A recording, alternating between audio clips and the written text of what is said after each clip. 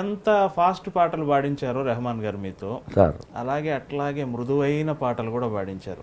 వెన్నెలా వెన్నెలా మెల్లగా రావే పూల తేనెలే తేనె అంటే వర్సటాలిటీ చూపించడం అనేది ఆయన ఒక ట్రెండ్ అండి. అదే సినిమాలో బిగినింగ్ పాట వెలతానై కలిసిందే మగువా తరినానే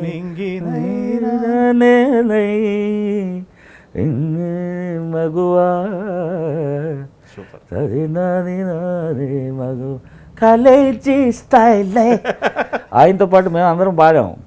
మొత్తం నేను బెన్నీ పీటర్ సురేష్ పీటర్ చిక్కుబుక్కు అందరం పాడాం. మేము అందరం ఉన్నాం అప్పట్లో. సింగర్గా బాగా ఎస్టాబ్లిష్ అయినాక విశ్వనాథం గారి దగ్గర మళ్ళీ పాడే అవకాశం వచ్చింది. పాడాను. విశ్వనాథం గారు దగ్గర పాడాను. విశ్వనాథం గారు ఇళయరాజా గారు చేసిన కలిసి చేసిన సెందమేడు పాట, దాంట్లో 2 సాంగ్స్ పాడా. ఆయన మ్యూజిక్, ఆయన పాటకి ఆయన ట్యూన్ ఇస్తే బ్యాక్గ్రౌండ్ స్కోర్ అంతా వాయిద్య సహకారం వాయించాల్సిన పద్ధతి అంతా రాజా గారు నోట్స్ ఇచ్చి చాలా నా లైఫ్ నాకే చూస్తుంటే చాలా ఆశ్చర్యం వేస్తుందండి. ఏజ్ ఆఫ్ 51-52 ఇయర్స్ లోపు నేను విశ్వనాథం గారితో వర్క్ చేశాను. ఆయన దగ్గర పాడాను. కేవి మహాదేవన్ గారి దగ్గర పాడాను. కుమార్ గారి దగ్గర పాడాను. సత్యం గారి దగ్గర పాడాను. రమేష్ నాయుడు గారి దగ్గర పాడాను. ఎస్ రాజేశ్వరరావు గారి దగ్గర పాడాను. తాండ్ర పాపరాయుడులో. ఇవాళ మా ఈమాను నాకు కీబోర్డు వాయించి వాళ్ళు తమిళ్లో బ్రహ్మాండంగా వేస్తున్నారు. మా ఈమాను అందరి దగ్గర. అంటే ఇంతమందిని చూసే అవకాశం చాలా తక్కువ మందికి వస్తాయి. అంటే మీరు ఆ వారధి సంధికాలంలో వచ్చారు కదా, అది పెద్ద లక్ అండి. రాజేశ్వర గారి దగ్గర పాడటం ఏంటండి. అక్కడి నుంచి ట్రావెల్ చేస్తే ఆయనతో వర్క్ చేసాం. మామ మహాదేవన్ గారితో, పొగళ్ళేంది గారితో ఈటీవీ వర్క్ అన్నీ ఎంత చేసి ఉంటాం. భాగవతం ఇట్లాంటివి ఎన్ని వందల పద్యాలు వాటిల్లో, భాగవతం వాటిల్లో. ఇప్పుడు ఈ హీరోకి ఈ వాయిస్ సూట్ అవుతుంది అనేది ఒకప్పుడు ఉండేది కదా, అది ఫ్లేవర్ జస్ట్ ఫాలో చేసేవాళ్ళు కదా.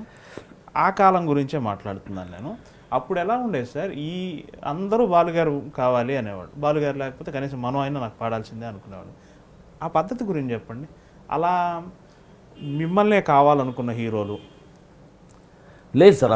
అక్కడ ఏంటంటే ఓపెన్గా చెప్పాలంటే బాలసుబ్రహ్మణ్యం గారు బిజీగా ఉంటే కొన్ని సినిమాల్లో బడ్జెట్ ప్రకారంగా కూడా, ప్లస్ అప్పుడు ఏంటంటే క్యాసెట్టే కదా. ఒక బాలసుబ్రహ్మణ్యం గారి ఒక పాట ఉన్నా 5 పాటలు ఉన్నా సేల్ ఒకటే. ఫస్ట్ పేరు ఒక సాంగ్ ఆయన పేరు ఉంటుంది, పారితోషికం ఆయనలో 4వ వంతు ఉంటుంది నాది. సో మిగతా 3 పాటలు ఏం వేసేసుకొని పాడించుకుంటే మనకి బడ్జెట్ తక్కువ, నీట్గా కనపడిపోద్ది అనుకునే ఉద్దేశం జనరల్గా ఉంటుందండి.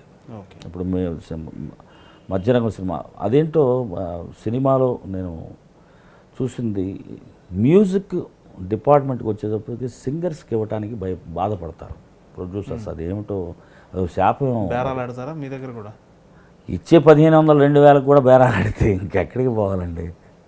నేను ఓపెన్గా చెప్తున్నాను. అందుకే ఇప్పటికీ అంతే ఉంది. అంటే అప్పట్లో ఆయన 3000-3500 తీసుకునే బాలసుబ్రహ్మణ్యం గారి దగ్గరికి వెళ్ళి, అందుకే విఠలు నవ్వేవాడు కాదు.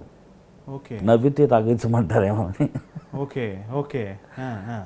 పేమెంట్ తీసుకున్నావా కానీ ఆయన మొహంలో నవ్వు చూసేవాడు నేను.